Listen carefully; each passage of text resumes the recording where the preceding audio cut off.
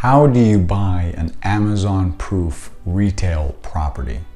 Let's discuss a little way that will keep you out of trouble that I have found works great, and I do this for all my investors, do this for all my clients. I look for these things.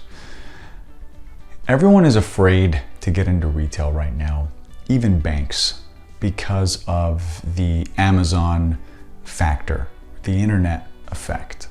So the way to get around that is look for properties that utilize retail space in a different way. Retail's not going away. Whoever tells you it is really is not wise to what's happening. It's just changing a little bit.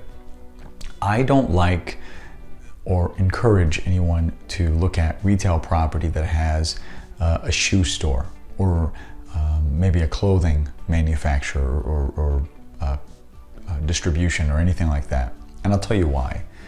I don't like anything that you can order online. I've said that before.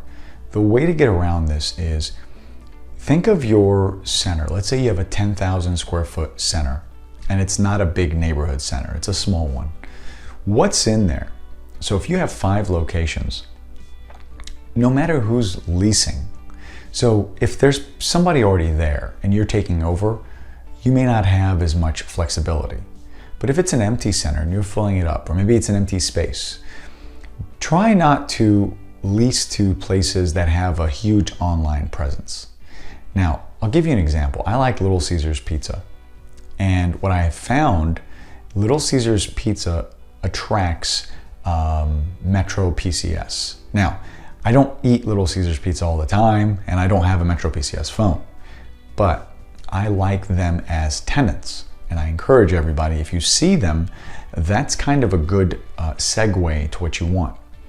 More than likely, you're not going to be able to do, I guess, maybe you can't. You can order a few things online. Obviously, you can get a pizza delivered.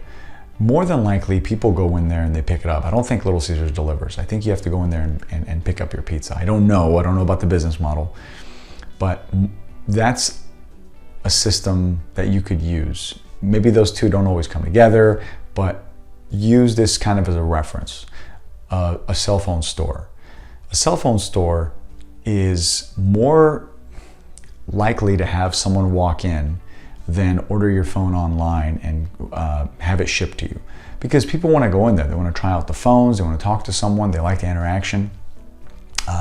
Another service is like a barbershop. I love barbershops, hairstylist. You have to go into these places to get your hair done, your makeup, things of that nature. You have to be in there. Subway sandwich shop. Anything restaurant that you sit down, I like a lot more. I don't like Chinese food places that only deliver, that have a really small seating area. I like places where you can sit and eat. So if it's I know there was an Indian food place next to my neighborhood, and it was really small, and all they did was deliver.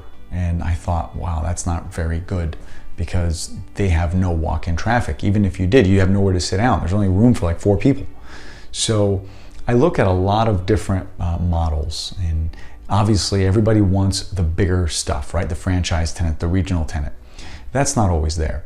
Go with what you can get. It's more likely for you to get a burger stand than McDonald's. Well, the burger stand may not bring in as many people as McDonald's. You'll still have people walking in. And when they do walk in, try to think of other services they could use. So when you're buying retail, don't be afraid of it. Just strategize and look at everything in a way that will be protected from internet shoppers. And really close is kind of the thing I'm not very crazy about. Anything you see, if you're driving down maybe a neighborhood, keep an eye on it. Maybe you're not buying retail yet, but you're planning on buying it. Just keep an eye on what you're seeing and ask yourself, well, can they deliver? If the answer is yes, then okay, what's the likelihood of someone delivering or going in there to pick it up? And that's generally how I like to phrase it. So look at businesses that you need to go in there. So like a nail salon. Nail salons are great. You have to go in there to get your nails done. Service businesses, those are great. And those retail places are probably not going to go away anytime soon. And that's how you protect yourself against the Amazon internet, I should say, the internet buyers. And you protect your building from those kind of problems. Let me also add that when you're going to the bank to get a loan, they are not going to look at the businesses maybe the same way that I have mentioned you should look at them, right? They're not going to look at them as, hey, can this person deliver, can this not? They're going to look at leases. They're going to see how long is this business going to be here or how long have they been here. So if they have a 1-year lease, it doesn't matter if the business is a nail salon or they don't like those. They like long-term leases. They like 3, 5, they like long-term years. So 3, 5, 7 years. And that looks strongly for their balance sheets. Even if the business delivers, they don't care about that. They care more about the income approach, right? They would rather not lend on a vacant property. So even though banks aren't lending on retail, if you have strong leases, that's something you can overcome very quickly. That's not going to be an issue.